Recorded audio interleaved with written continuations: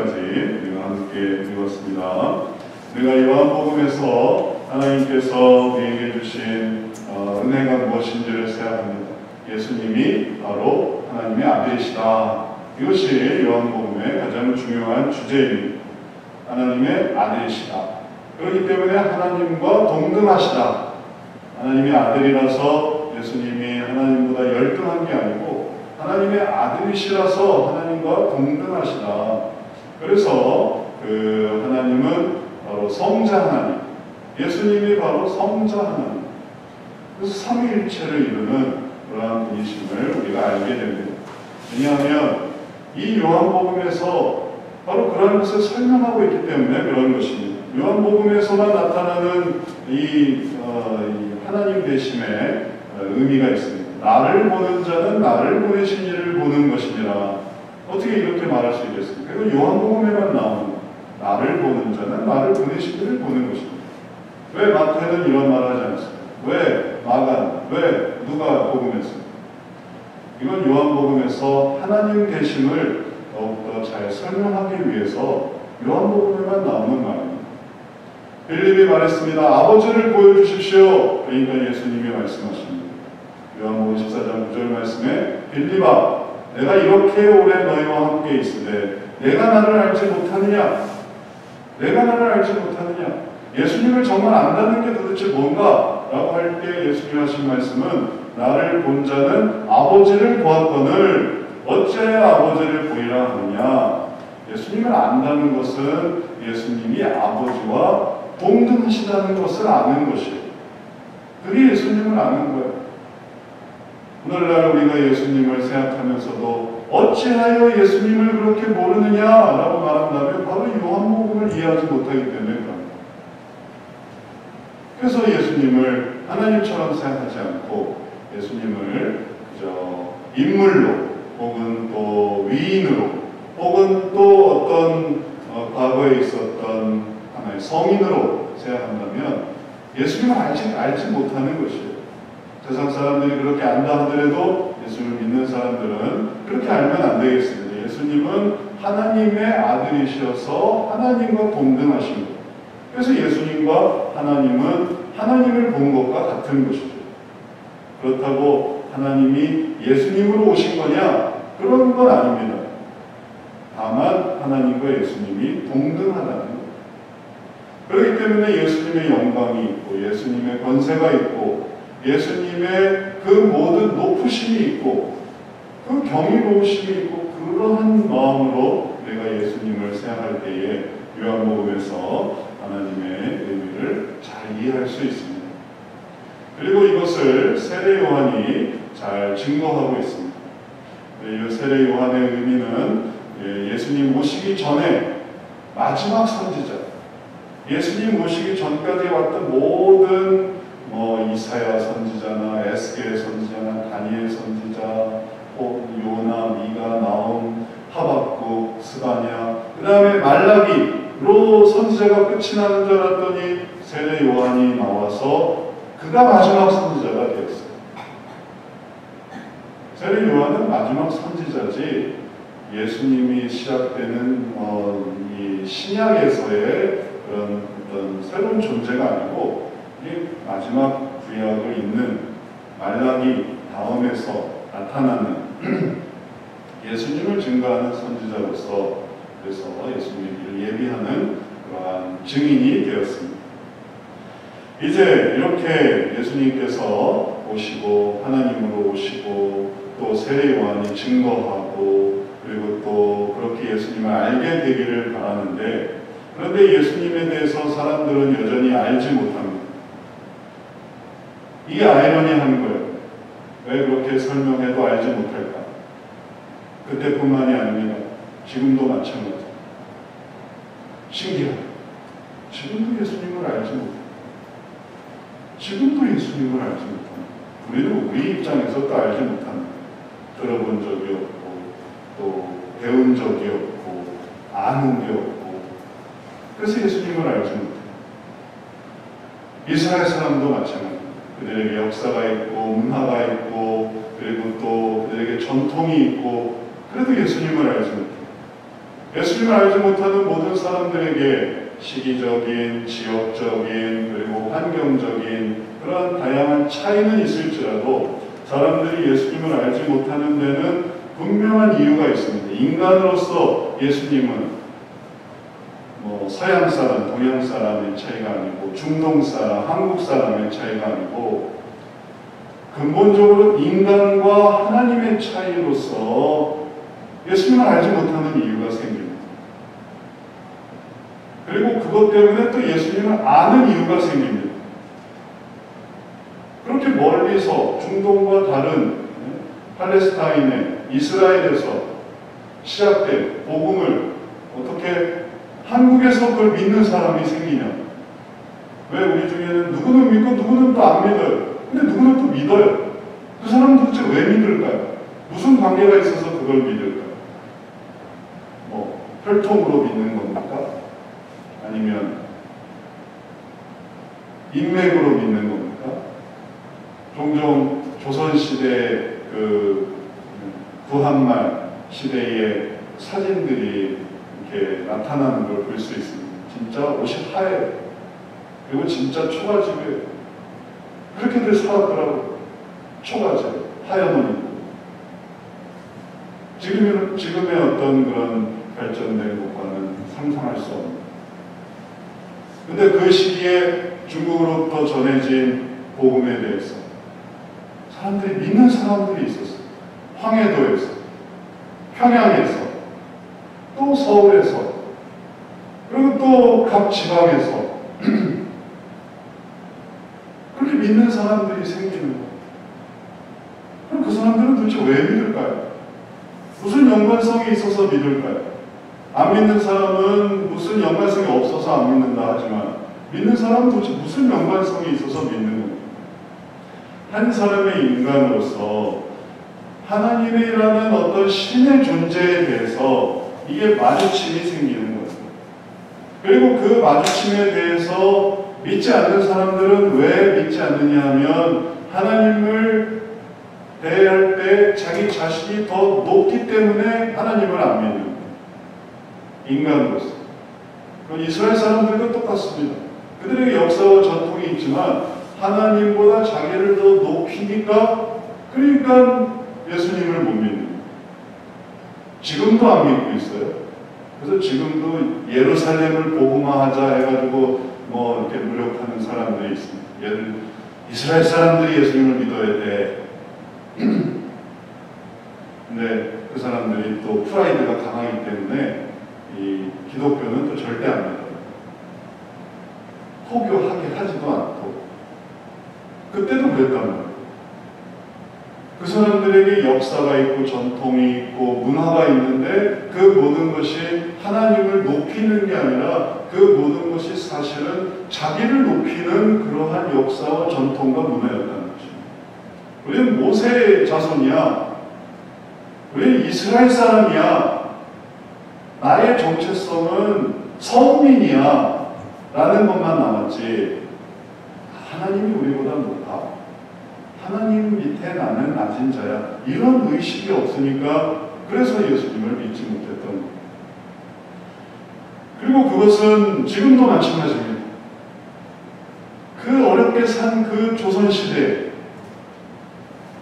예수님을 믿는 사람들은 왜 믿었냐면은 예수님이 보여주시는, 복음이 보여주는, 하나님이 보여주는 그 높음을 사모하니까 그걸 믿는 거고, 그 다음에 안 믿는 이유는 뭐냐니까 내가 더 높은 거예요. 내가 더 하얗고, 내가 더 잘 살고, 내가 더 우리에게는 장성이 있고, 그리고 우리에게는 우리 사발 한 그릇 떠놓고 기도할 신령님이 있고, 그러니까 내가 더 우월한 거지.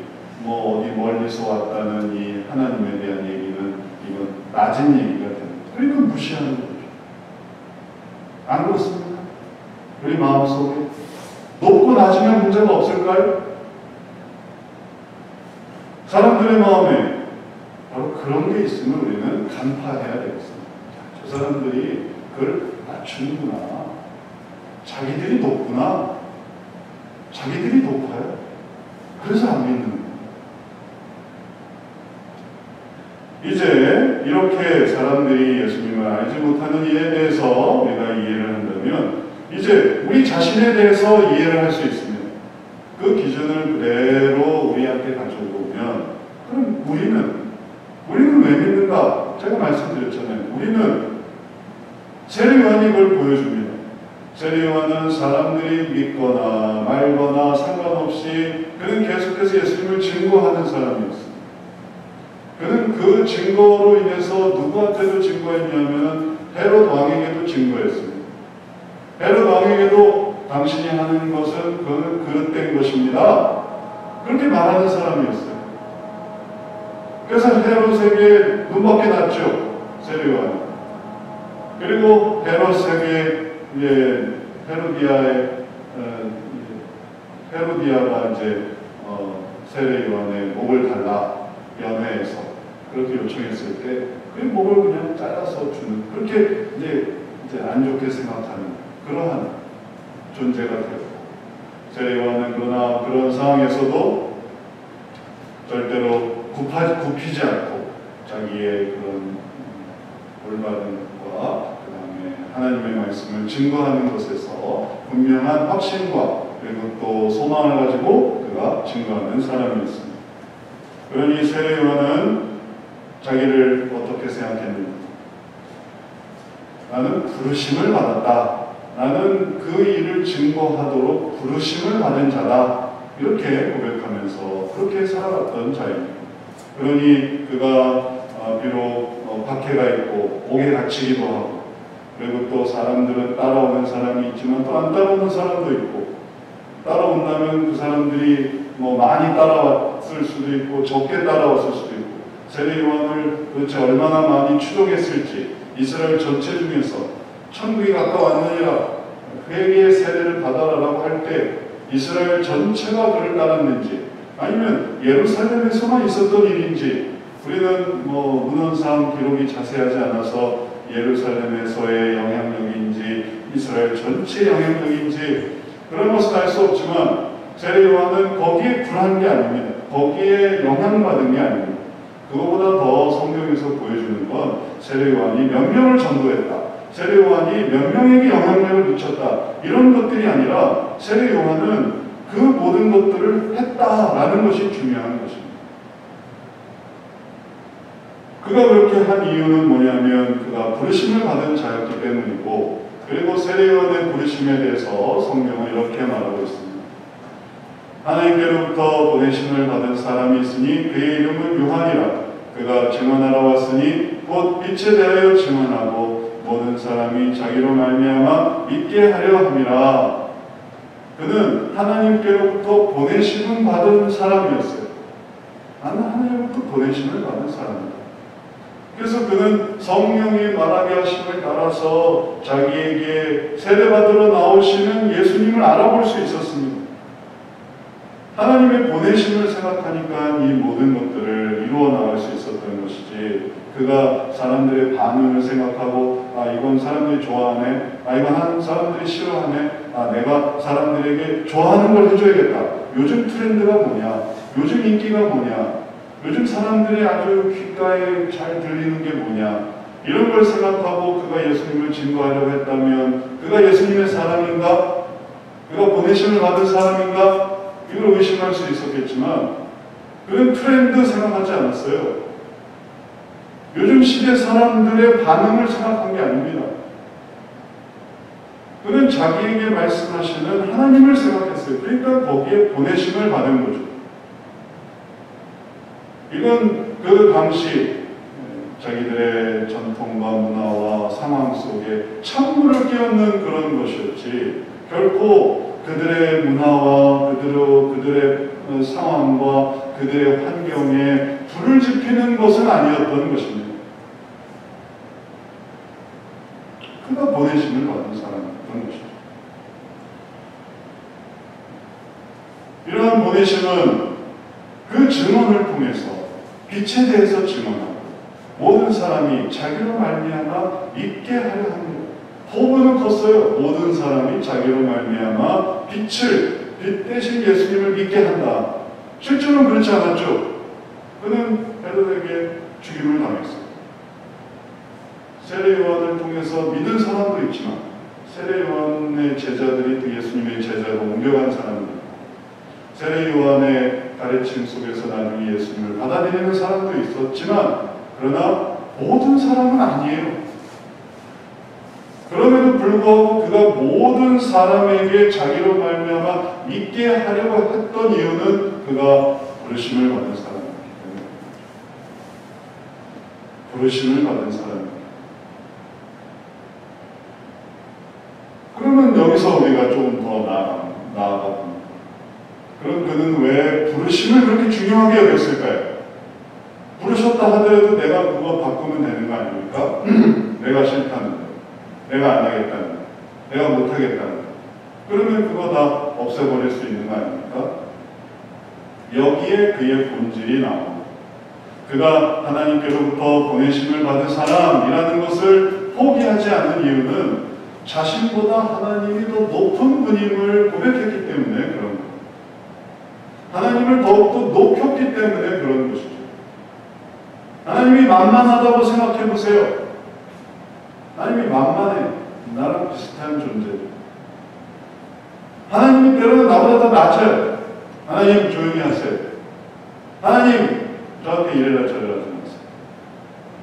그렇게 했으면은 내가 사람들의 원하는 것도 아니고 사람들의 바라는 것도 아니고 그런 건데 내가 그런 것들을 부르심을 따라 행할 수 있겠습니까? 그런 어떤 이 내적인 그런 어떤 간절한 바람이 나올 수 있겠습니까?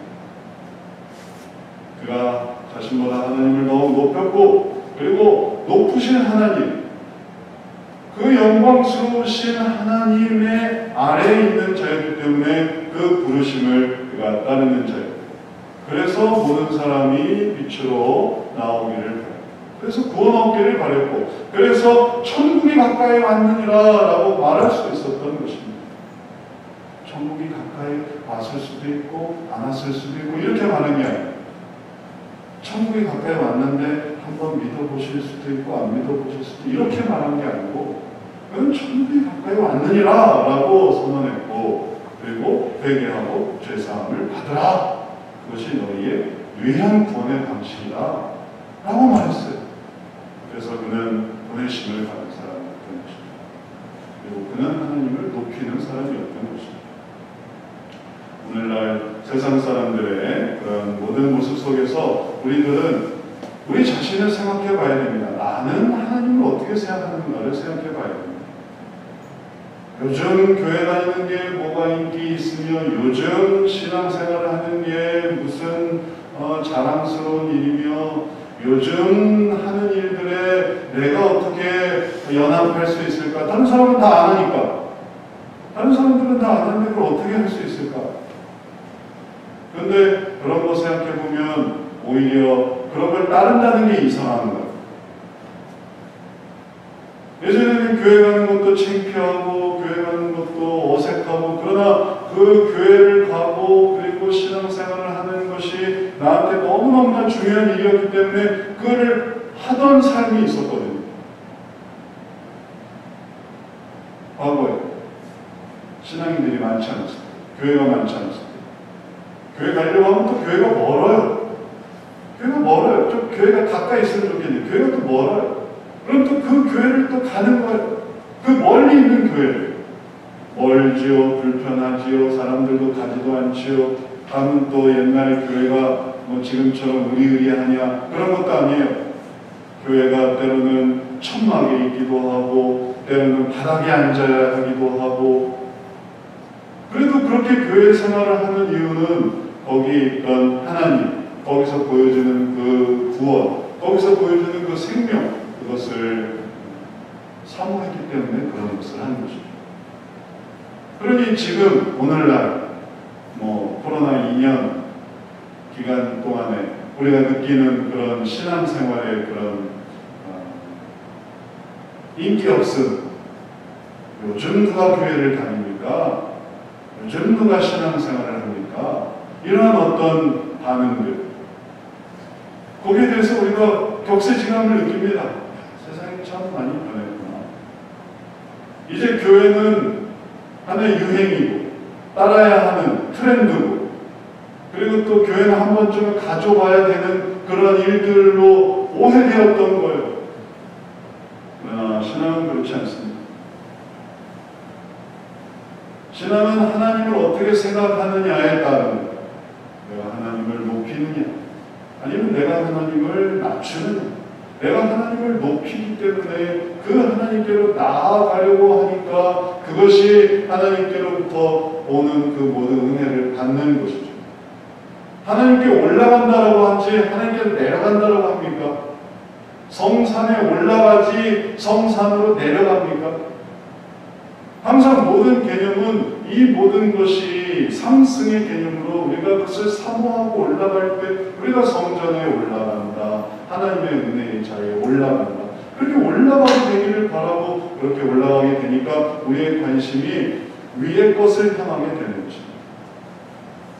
그것은 낮은 것을 생각하고 이 세상에서 지금도 놀고 싶어하고 쉬고 싶어하고 그리고 또 즐기고 싶어하는, 어떻게 하면 더 내려갈 수 있을까를 생각하는 사람들과 반대되는 것이 바로 요한복음에서 보여주는 하나님이신 예수님을 찾아가는 사람들의 모습입니다. 우리의 모습이 바로 그래야만 하는 것이죠.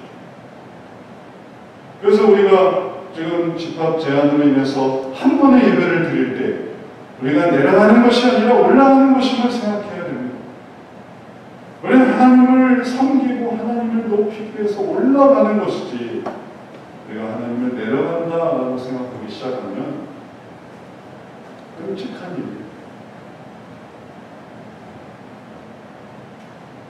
하나님이 낮고 하나님이 우습고, 그러니까 하나님에 대해서 내가 생각해보니까 하나님은 이렇게 잘못된 것 같아. 하나님은 참 문제가 많아.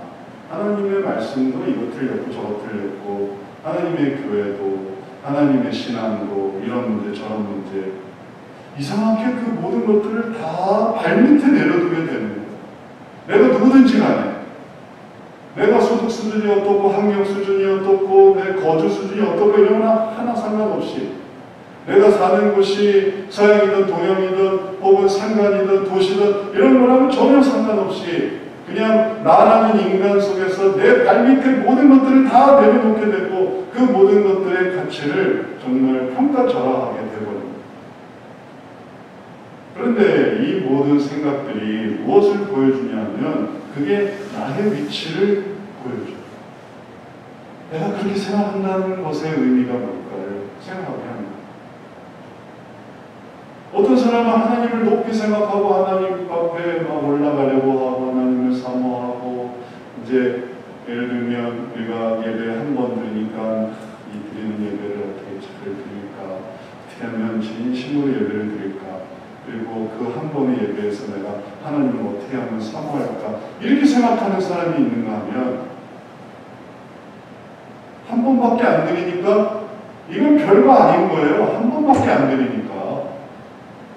요것만 제끼면, 그러면, 그래, 이번 주도 그냥 패스해요. 그렇게 생각하지 않겠습니까? 하나님의 일들이 낮아지지 않겠습니까? 근데 그게 내 위치를 결정합니다. 무슨 원리냐? 산이 있습니다. 산이 있는데, 산을 멀리서 보면 산이 어떻게 보여요? 멀리 있는 산이 보면 조그맣게 보여요. 우습게 보여요. 멀리 있으니까. 산이 그렇게 작아 보이기 때문에 나는 산으로부터 멀어져 있는 거예요. 때로는 안 보이기도 해요. 산을 볼 수도 없어요. 그 산, 지금 이게 무슨 산인 것 같아요? 설악산이에요. 설악산 찍어놓은 거.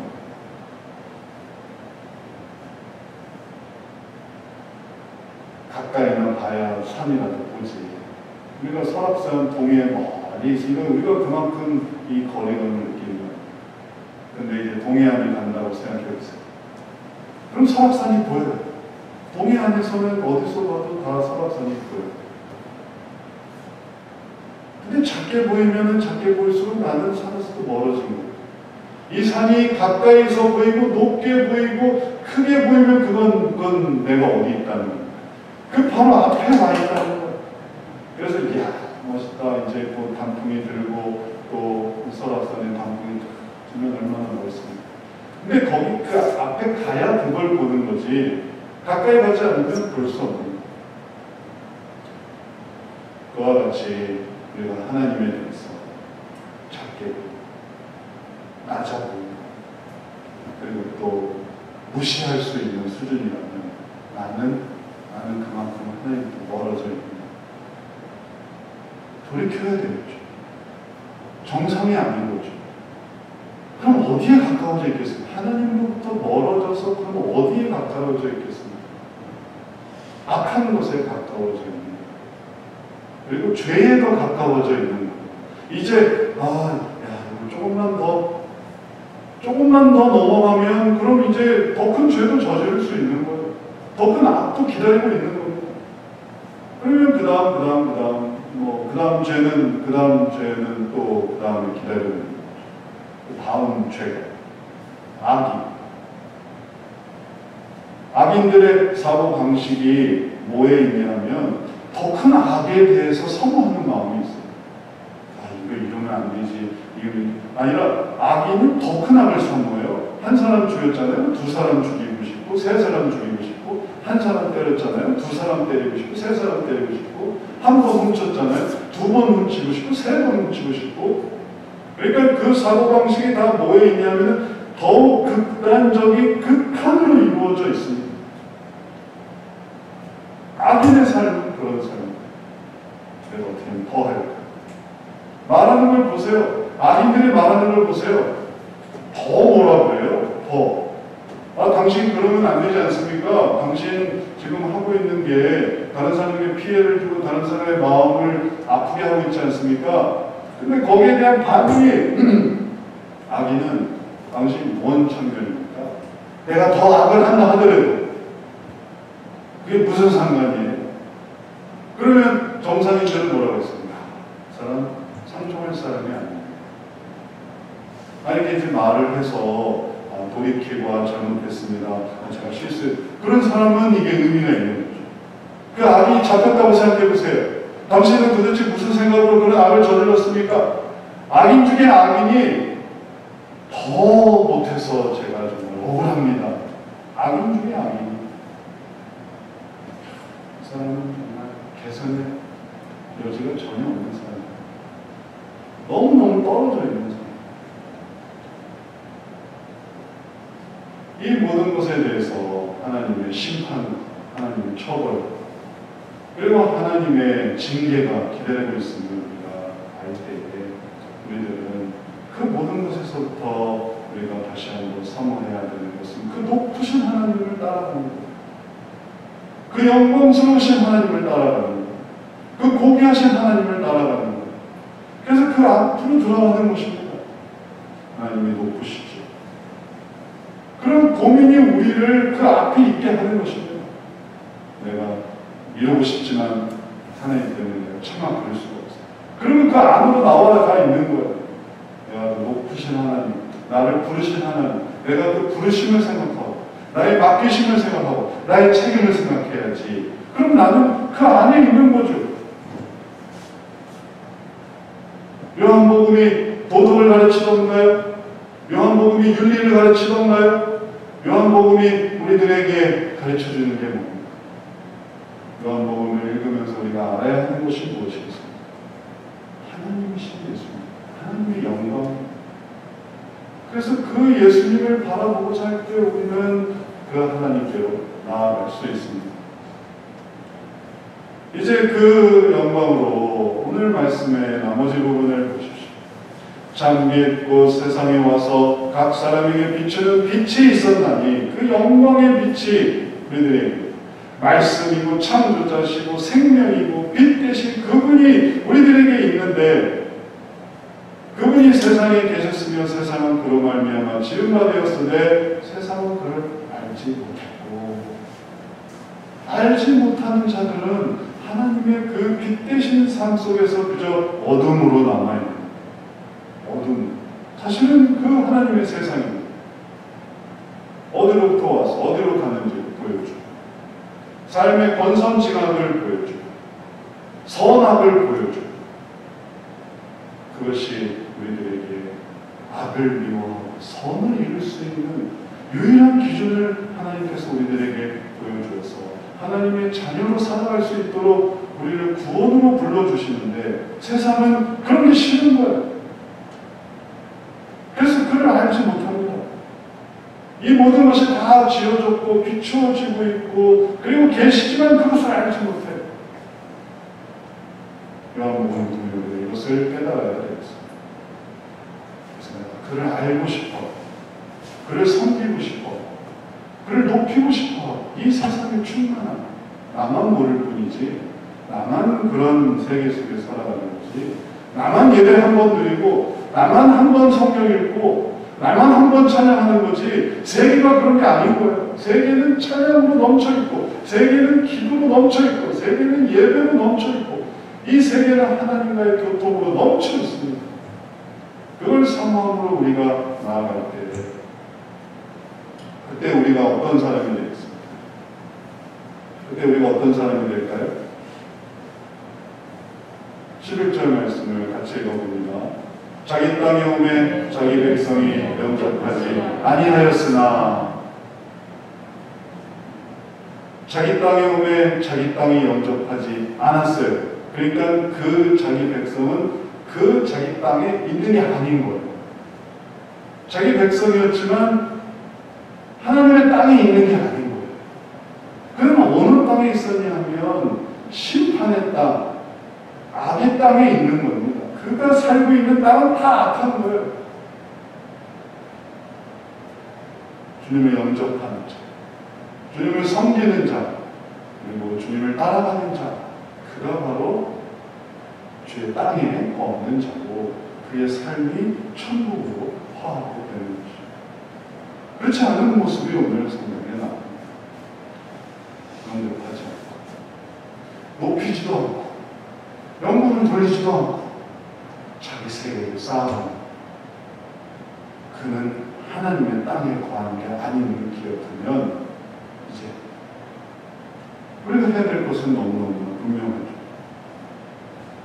하나님을 영접하고 하나님을 섬기고 하나님을 높이고 그래서 내가 하나님의 백성으로서 그 땅으로 내가 더 들어가야겠다. 그런 사람들이 바로 하나님의 백성들이 되는 것입니다. 이러한 의식이 우리들 삶 속에 있어야 되겠습니다. 코로나 시기에 이런 말은 더욱더 의미가 깊습니다. 지금 현재 진행으로 되고 있는 거니까 모세가 그러한 것에 좋은 예가 될 것입니다. 그는 바로의 자녀로 아들로 살아가고 있었지만 자기 백성의 학대받음을 그를 그냥 볼 수가 없었어요. 그냥 볼 수도 있었지만 그냥 볼 수가 없었어요. 자기 백성의 학대받음을 안타까워했습니다. 그래서 뭔가 움직여 보려고 하다가 애국 사람을 때려 죽이고 그리고 도망자가 되었습니다. 그것이 그의 삶이었습니다. 모세가 그렇게 살았지 않습니까? 그리고 그의 모세의 삶 속에 나타나는 것, 야, 그 사람이 자기 백성을 참 귀하게 생각한다 라는 게 보여지는 거죠. 그럼 도대체 모세가 어느 땅에 살고 있는 겁니까? 모세는 무슨 땅에 살고 있는 거예요? 자기 백성의 괴로워, 학대받음을 괴로워하는 그는 하나님 땅에 살고 있는 사람인 거죠. 거하는 곳은 내국이었죠. 그러던 모세를 주님께서 부르셨습니다. 이제 네가 지도자로 와라.